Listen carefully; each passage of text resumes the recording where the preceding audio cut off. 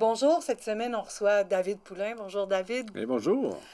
Alors, David, je crois qu'aujourd'hui, tu es venu nous parler de ton adolescence et de ton présent. Oui, c'est un peu ça.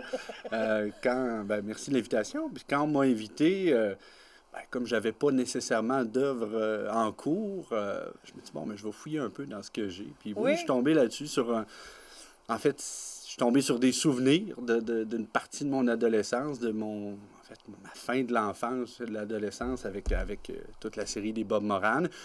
Puis un petit ouvrage qui traînait sur ma table de nuit depuis trop longtemps que je me suis enfin décidé à traverser. Puis donc je suis vraiment dans le présent aussi. D'accord, on va garder le suspense pour ton présent. Puis on va parler des Bob Moran. Ouais. Pourquoi les Bob Moran? Ben, en fait, probablement que la première chose qui m'a attiré par ça, c'était la quantité astronomique d'ouvrages qui étaient donc rangés côte à côte. Je me dis, c'est une série complète. Je vais embarquer là-dedans. Moi qui venais de finir un peu toutes les séries de livres dont vous êtes le héros. Donc, OK. Où là, je participais à l'histoire, mais là, j'avais envie un peu plus de voyager. On va dire ça comme ça. Puis j'ai toujours été attiré par la couleur un peu plus jaune, crème, maïs d'un ouvrage qui a déjà du vécu.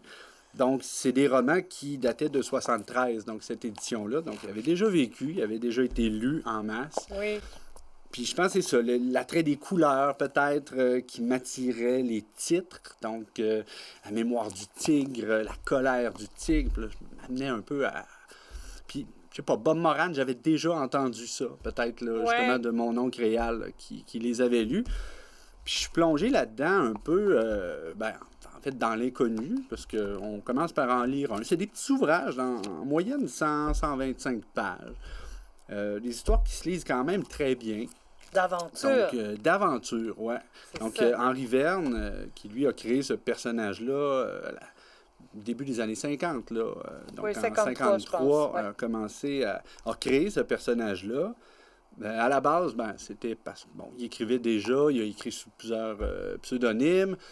Puis il a commencé à écrire avec Bob Moran, puis ça en est suivi une série d'aventures incroyables. Donc, Henri Verne, qui est belge, il y a un grand héros belge aussi qu'on connaît avec Tintin, qui vivait aussi déjà depuis quelques années à cette époque-là. Donc, mais sans entrer en compétition avec Bob Moran, ce qui m'a accroché dès les premières lignes, c'est le descriptif, la manière que Henri Verne est capable de décrire le ressenti du personnage. En partant, c'est pas un super-héros. C'est pas... non. Il y a des défauts. Il y a des défauts. Il y a un passé qui est intriguant, qu'on apprend à connaître au fil du temps.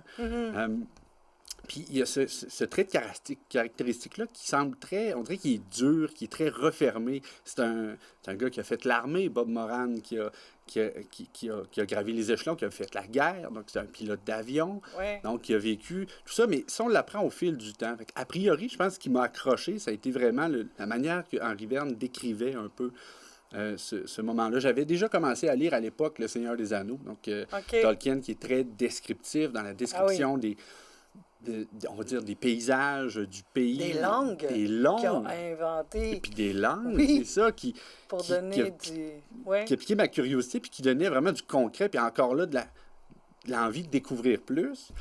À travers Bob Moran, je me suis rendu compte, puis en y repensant par après, que mon goût pour les sciences est venu beaucoup de ce que je lisais dans Bob Moran. Surtout avec les séries, donc toute la série sur l'ombre jaune, à un certain moment, donc l'ombre jaune qui est comme l'ennemi juré, on va l'appeler comme ça, qui est le mongol. C'est là que j'ai appris le terme mongol, que c'était pas... que j'entendais dans l'école primaire, dans le cours d'école, puis comme moquerie pas très gentille. C'était une moquerie, c'était pas très gentil. Puis pas une nationalité, ni les caractères d'un peuple. Non, exactement. Puis... Mais je pense que c'est le premier souvenir que j'ai d'avoir terminé un livre puis d'avoir sorti mon dictionnaire. Puis là, tu sais, parce que je voulais pas m'arrêter de lire. Parce que ça te donnait le goût de comprendre de quoi il parlait quand tu parlais de Mongol. Quand je l'ai vu RAF pour la première fois, là, je me dis, RAF, il arrête pas de parler de RAF. C'est quoi? C'est quoi? Donc, fais ma recherche. Puis là, tu sais, on est dans le début des années 90, fait que Google n'existe pas, fait que ça me prend un dictionnaire, ça me prend mon père qui va me l'expliquer. Puis là, Donc, la Royal Air Force, là, on dit, OK, c'est là que je comprends un peu plus aussi tout ce qui s'amène avec ça. Puis, je pense que j'ai lu à l'époque là, une cinquantaine là, des histoires de Bob Moran sur les 200 que Henri Verne a écrit au fil des années. Il a écrit jusqu'en... 230. Ouais, c'est ça. C'est fou, hein? Ouais. C'est très prolifique, hein? Puis jusqu'en 2006, je crois, 2006-2008. Ouais. Donc aujourd'hui, Henri Verne est encore en vie. 102 ans. Ouais. C'est fou, hein? Il écrit plus d'histoire. Tu parlais tantôt un peu de son descriptif, de la guerre, des tranchées. C'est toutes des périodes qu'il a vécues, hein? Fait que pour lui, c'est probablement beaucoup plus facile d'en parler concrètement. C'est pas comme si toi et moi, aujourd'hui, on écrivait un livre sur cette période-là. Faudrait faire des recherches, aller chercher des photos d'archives. J'imagine que quand tu es belge, puis que tu as vécu la guerre, puis que tu as vu l'invasion de Paris, tu sais, c'est pas... j'en parle, j'ai des frissons. C'est sûr qu'on est plus dans le concret. Bien, ça se rapproche pratiquement d'un journal de bord ou d'un journal intime de toute sa vie, parce que d'écrire sur plus de 50 ans, ben, c'est pas que de la fiction. Au travers des lectures, puis en fait, en parlant, ça me donne juste envie de replonger dedans et de le relire au complet. Mais admettons là, que tu croises un ado ou t'as un filleul, mettons, qui a 14 ans, qu'est-ce que tu dirais pour le convaincre de livre que c'est encore actuel? Tu sais, que c'est encore ancré dans le présent, Bob Moran. Sinon, ça n'aurait pas survécu, là. Exactement. Bien, en fait, je le lancerai sur la piste, premièrement, en partant de la littérature. Donc, c'est une histoire qui n'est pas trop lourde, hein, qui n'intimidera pas donc un premier lecteur. C'est-à-dire que tu peux en prendre un pratiquement au hasard. Tu vas le traverser au complet. Bon, il va te manquer quelques références qui vont probablement te donner envie d'en lire plus. OK. Mais donc, je pense qu'au niveau du format, c'est quelque chose qui est intéressant pour un jeune ado ou une jeune ado qui veut se lancer dans, on va dire, dans la littérature qui ne fait pas partie de notre... Il n'y a pas de cellulaire, il n'y a pas de Facebook, il n'y a pas de... Donc, c'est un voyage dans le temps aussi. C'est un monde qui a déjà existé il n'y a pas si longtemps. C'est ça, il n'y a pas si longtemps. Puis qui est encore à portée de main, parce que dans tous ces ouvrages-là, c'est sûr que Bob Moran n'a pas vieilli. Il a eu 33 ans, donc pendant près de 60 ans. Puis encore aujourd'hui, il y aurait une adaptation cinématographique, il y aurait encore 33 ans. Ouais. Donc, puis je pense qu'Henri Verne, au travers de ça, dans la manière que j'ai lu un peu ce que Verne pensait de ce personnage-là, c'était un peu... Ça aurait été un souhait. Aujourd'hui, il a 102 ans, il se dit, je l'ai eu, mon éternité, déjà. C'est vrai. Donc là, bon, je peux passer à autre chose. Mais pour les jeunes, mais les moins jeunes aussi, je dirais quelqu'un qui veut se replonger un peu dans les années 60, 70, les références, autant au niveau des voitures qu'au niveau des manières de voyager, des conflits qu'il y a eu au travers des époques aussi, là, donc... entre l'Europe et les Amériques. Bob Moran est venu au Québec, donc il y a trois livres sur Bob Moran. Ah, c'est intéressant. Pour commencer, il pourrait prendre ceux-là. Hein. Te souviens-tu des titres par cœur des trois? J'en ai noté un qui est donc Terreur à la Manicouagan. OK. Ouais, qui fait suite d'un voyage qu'Henri Verne a fait au Québec. Il avait été invité à aller visiter les barrages de Manic-Saint. OK. Jean Béliveau, il a offert un bâton de hockey à l'époque. Wow! Aussi, anecdote, il n'a pas pu ramener le bâton en Belgique, ça ne rentrait pas dans l'avion. Oh! Probablement qu'il voyageait d'un plus petit avion. Mais oui, Verne est venu à plusieurs reprises au Québec. Puis il y a une histoire aussi entre la Belgique et le Québec de longtemps. Avec Marabout, tu sais, qui était un peu comme le coup de cœur des Québécois dans les années 50, 60. Donc, probablement que le rayonnement de Verne puis de Bob Moran est passé en majeure partie aussi par le Québec, parce que les ventes étaient au rendez-vous. Ben oui. Puis il fait cocasse en relisant ça. 1,95 pour une histoire de Bob Moran. Mais moi, je suis sûre que dans plein de marchés aux puces et tout ça, on peut tous les trouver ou presque pour des prix dérisoires. Puis je me disais aussi, c'est une belle activité père-fils ou grand-père-fils à faire puis à partager pour voir justement, tu sais, le petit-fils lit ça puis qui en parle à son grand-père va pouvoir parler de son époque puis de le recadrer. Ça peut être intéressant aussi. Oui, ça remplacerait... En temps de confinement, là, on cherche des activités de bulles. Hein? C'est ça, de lâcher un petit coup de fil à grand-papa pour dire, là, je viens de lire une histoire, là, puis je comprends pas trop, c'est-tu un modèle de voiture, ça? Ou c'est... Donc, au lieu de fouiller dans le dictionnaire ou sur les internets, d'appeler la personne qui l'a vécu, là, les années 70, les années 60, etc. Fait que ça a été vraiment je dirais, le héros fictif là, de mon enfance, là, à part Sam Gamgee. Mais bon, ils sont dans 2 classes à part, disons-le comme ça. Alors, Sam Gamgee, on est ailleurs. C'est ça, parce que j'ai jamais eu les abdominaux de Bob Moran, ni sa force, j'ai jamais suivi non plus de cours de karaté ou d'arts martiaux, même si je me délectais, en fait, de lire les scènes de combat, à m'imaginer un peu comment que ça pouvait se passer, puis de trouver le plexus solaire sur moi, parce que c'était vraiment ce que Bob Moran avait comme tour dans son sac, c'est le coup dans le plexus solaire, et voilà, il tuait personne, mais il le mettait hors de service. Donc, non, vraiment, puis c'est pour ça que je voulais en parler, parce que peut-être ça va raviver des souvenirs de certains auditeurs, auditrices. Puis j'avoue que l'idée est très intéressante pour un jeune de se lancer là-dedans. De faire un lien là, entre 2 ponts. C'est des histoires super faciles à lire, là, donc j'invite tout le monde à le faire. Puis en plus, ça a été écrit en français, c'est pas une traduction. Donc, alors, c'est les Bob Moran qui ont été publiés chez Marabout. Exact. Il y a très longtemps. En 53. En 53. Mais encore d'actualité aujourd'hui, puis intéressant. Exactement. Puis là, on va pouvoir dévoiler ton présent. Oui! Qu'est-ce que c'est l'ouvrage qui révèle ton présent? Un présent, en fait, très récent, Les luttes fécondes de Catherine Dorion. OK. C'est une amie qui me l'a prêté, en fait, cet automne, quand on s'est vu, qui m'a dit, tiens, je l'ai lu, puis je pense que ça pourrait t'intéresser. Puis, la vie étant ce qu'elle est, les occupations hautes, je l'ai tabletté. Là, je m'en veux un peu de l'avoir tabletté aussi longtemps, parce que... On lit toujours un livre quand c'est le temps. Exact. Tout à fait. Puis, l'invitation pour venir à Lecture et compagnie m'a donné justement aura lié 2 points. Puis, je me suis lancé là-dedans à fond. Le titre qu'elle a donné, c'est plus dans une collection d'essais qui ont été amenés là, pour... qui portait sur les enjeux sociaux, économiques, puis individuels aussi, actuels. Libérer le désir en amour et en politique. Oui, c'est ça, c'est son titre que j'attendais que tu le dises. Exactement. Puis j'aimerais ça que tu le redises, parce que je trouve que c'est des mots puissants quand on connaît l'engagement social. Libérer le désir en amour et en politique. C'est vraiment... à travers ça, elle revient un peu sur son passé, sur son vécu familial, son vécu amoureux, ses premières luttes sociales aussi. Parce que, avec Option Nationale. Avec Option Nationale à l'époque. Puis même avant, donc, son implication au niveau d'un parti politique.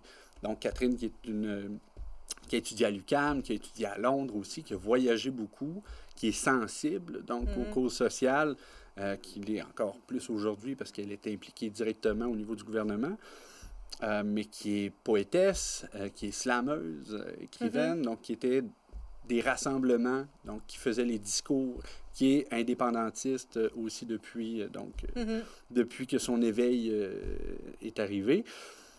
Mais là-dedans, c'est vraiment un comparatif que j'ai adoré en image, en analogie entre ses relations amoureuses, sa découverte d'elle-même aussi, à l'intérieur d'une relation amoureuse, puis la politique.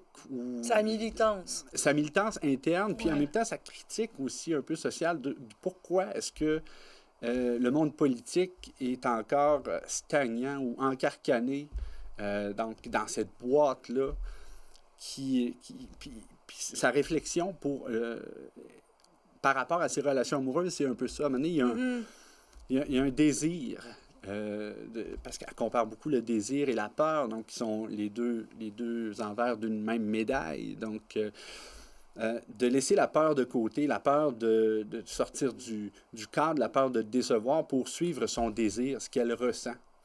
Catherine Dorion a fait de l'improvisation longtemps, puis elle parle dans ce recueil-là que son coach ou son entraîneur d'improvisation le disait souvent, on parle d'écoute quand on fait de l'improvisation. Oui, tout à fait. Mais lui, ce terme-là l'agaçait, parce que pour lui, c'est pas de l'écoute, c'est ce que tu ressens par rapport à ce qui se passe. Vis-le.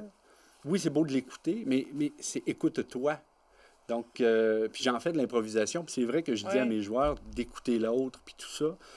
Puis ça m'a fait allumer que oui, ça, on l'oublie de s'écouter soi-même. Parce que si on s'écoute, ben là, on va pouvoir vivre à l'intérieur de cette histoire-là, plutôt que d'essayer de l'imprégner, puis de s'amalgamer, mais vraiment juste de le vivre. Puis c'est un peu au fil de l'ouvrage, là, ce réveil-là, ce changement de perception-là qui se fait dans ses relations amoureuses, qui ont été tumultueuses.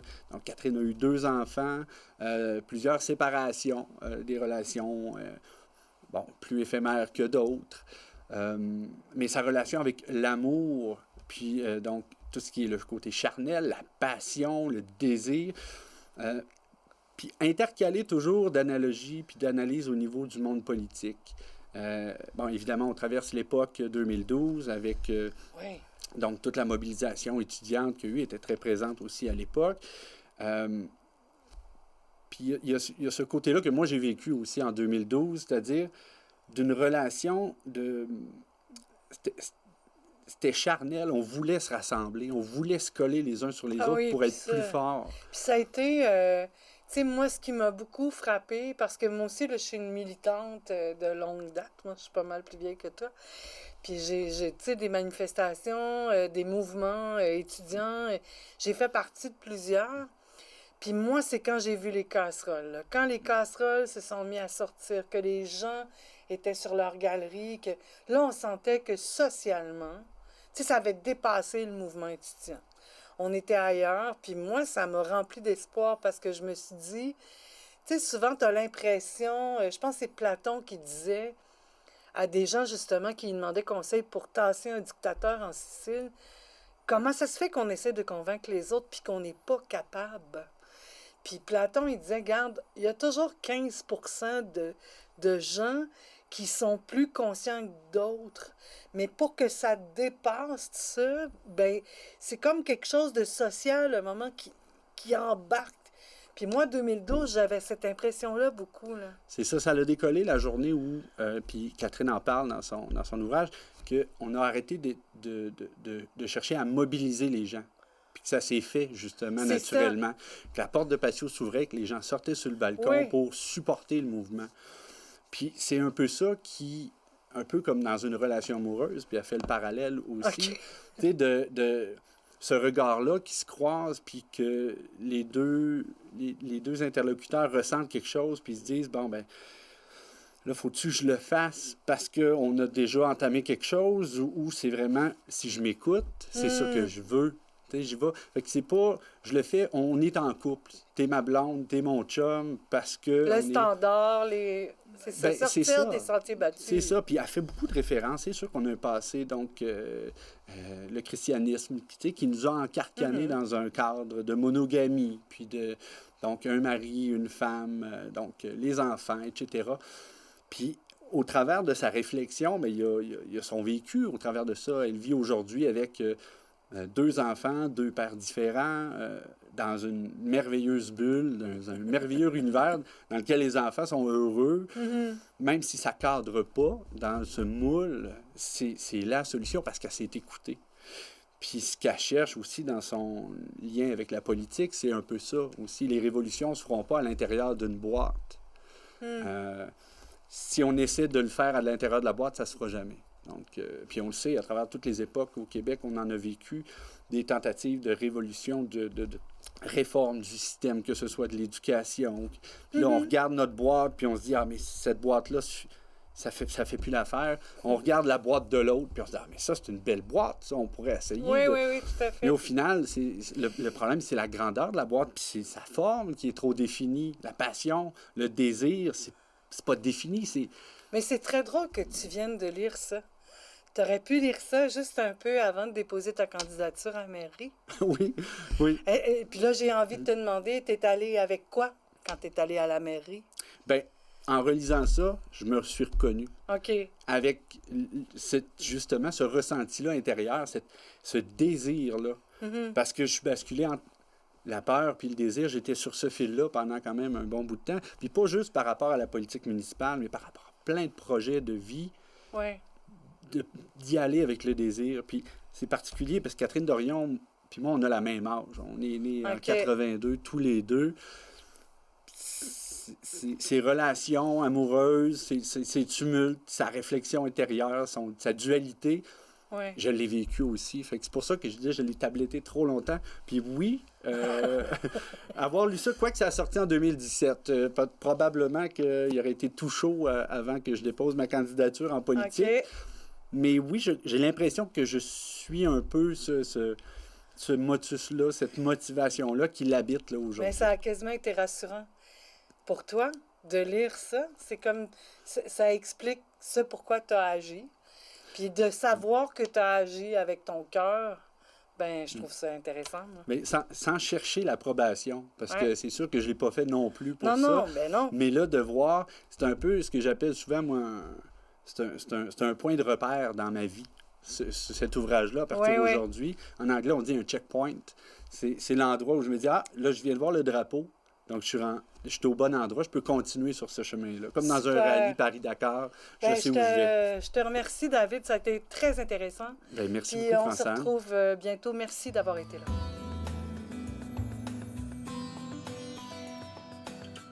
Aujourd'hui, je vais vous parler du livre L'Avenir de Catherine Leroux. C'est un livre de 231 pages. Cette auteure-là est québécoise. Elle a été d'abord journaliste, puis auteure. Elle a écrit quelques livres dont certains ont reçu des prix littéraires. Et elle est maintenant, depuis 2020, éditrice à la maison Alto. Justement, le livre L'Avenir de Catherine Leroux a été édité chez Alto. Je vous raconte un peu l'histoire. C'est une femme d'une 60aine d'années, Gloria, qui arrive pour s'établir dans une ville qui s'appelle Fort-Détroit, mais c'est comme une partie de la ville de Détroit, mais qui est complètement délabrée. Elle arrive et elle s'installe dans la maison de sa fille. Sa fille est décédée. Elle a été retrouvée morte dans sa baignoire. Et ça a été connu, ce décès-là, parce que la police a reçu un appel de 2 enfants qui ont averti que leur mère s'était noyée. Mais quand la police est arrivée sur place, les enfants n'étaient pas là. Donc, elle, Gloria, qui s'installe dans la maison, veut retrouver ses 2 petites filles. À force de parler avec les alentours, elle se lie d'amitié avec sa voisine qui s'appelle Eunice, un beau nom, et elle apprend graduellement, par petits bouts, lentement, tout ce que sa fille faisait, parce qu'elle n'était pas en lien avec sa fille beaucoup. Sa fille avait pris ses distances et elle s'était présentée chez sa fille lors de son accouchement. Elle l'avait accompagnée, elle était demeurée 3 mois avec elle et à ce moment-là, ça allait bien. Mais tranquillement, elle s'est distancée de sa mère. Elle s'est présentée au service funéraire de son père quand il est décédé, mais après, elle avait coupé complètement tout contact. Et à ce moment-là, elle ne savait pas grand-chose, Gloria, de sa fille. Donc, elle fait un lien avec sa voisine, Eunice, et celle-ci connaît des choses, mais elle ne lui dit pas tout à fait, tout d'un coup, ce qui s'est passé. Et puis, elle apprend graduellement que sa fille se droguait, qu'elle était prête à peu près à tout pour se procurer de la dope, et elle avait même vendu les effets scolaires de ses enfants. Elle avait aussi vendu des vêtements, vendu des objets qui leur appartenaient. Ils avaient à peu près pas de nourriture. Les enfants étaient très, très maigres. Ils étaient vraiment délaissés. En même temps, on apprend que dans la ville, le coin de ville où ils habitent, le quartier où ils habitent, la police n'intervient à peu près jamais. Quand elle y va, c'est pour comme spectateur, presque, là, c'est drôle à dire, mais c'est presque ça. Donc, ils se sont créés une espèce de communauté où ils s'entraident beaucoup, les résidents, les gens qui résident alentour. Il y en a un qui est infirmier, il y en a un qui est jardinier, donc ils s'aident. Et elle, dans la maison, elle s'aperçoit qu'il se passe des choses étranges, c'est-à-dire que durant la nuit, par exemple, des objets vont disparaître. Elle achète des fruits, de la nourriture, il y a des choses qui disparaissent. Puis elle fait un test une nuit, elle met des pommes sur le petit balcon et elle veut les surveiller. Mais elle somnole, elle s'endort et puis quand elle se réveille le matin, les fruits ont disparu. Donc, elle se dit qu'il y a des... Puis là, à force de parler, elle apprend aussi qu'il y a des enfants qui demeurent dans la forêt à l'arrière. Puis comme les petites filles sont parties avec leur sac à dos vers la forêt, elle se pose la question, voir si elles ne seraient pas là. Et là, dans une deuxième section, on change complètement et on apprend que dans la forêt, les enfants ont une structure très hiérarchisée. Il y a des gens qui dirigent, il y a des gens qui obéissent, ils ont des noms bizarres. Il y en a un qui s'appelle Baleine, l'autre s'appelle Lego, l'autre s'appelle Adidas. Et ils sont tous là et c'est eux autres la nuit qui vont chercher des choses, des objets dont ils ont besoin, de la nourriture dont ils ont besoin. Elle, son but, c'est de les retrouver. Bon, je ne vous dirai pas toute l'histoire, mais je trouve que c'est un livre très bien écrit où, malgré toutes les difficultés qu'il rencontre, les gens, chez les adultes et chez les enfants, s'entraident beaucoup, ils se supportent beaucoup et ça leur permet d'espérer. Je termine en vous disant que, comme à chaque fois, je vous fais une petite réflexion sur la lecture. Un livre est un outil de liberté. Merci, à la prochaine fois.